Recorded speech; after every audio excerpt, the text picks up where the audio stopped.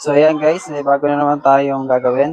Kung natatandaan nyo, ito yung ginawa kong bilhin dati, nung nakarang taon. Ayan, buhay na buhay pa rin hanggang ngayon. I-makeover ngayon ulit natin to. Papalitan natin siya ng damit. Iba naman, nakaraan saha ng saging. Ngayon, hahanginan natin.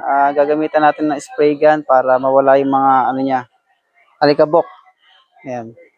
Tsaka natin tatanggalin tong mga nakaraang damit na ginawa natin.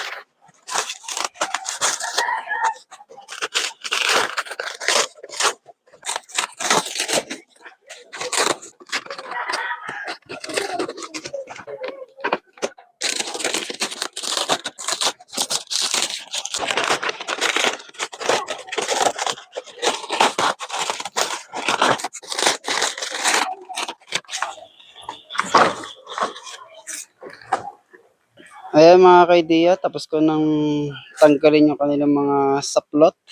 Nakikita nyo ba yung nasa likod na yun? Ayan, ayan ang gagamitin nating kanilang damit.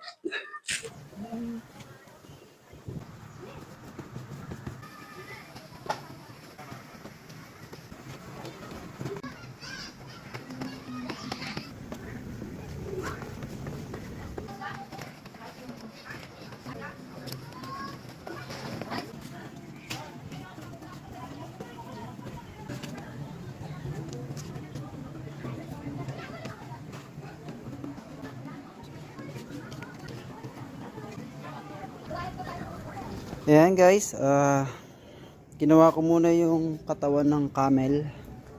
Ayan. Meron na siyang paa. Tsaka may ulbok na siya. Ayan. Ito, isang maliit. Gagawin natin ngayong araw ay yung leg niya at saka yung ulo. Ayan.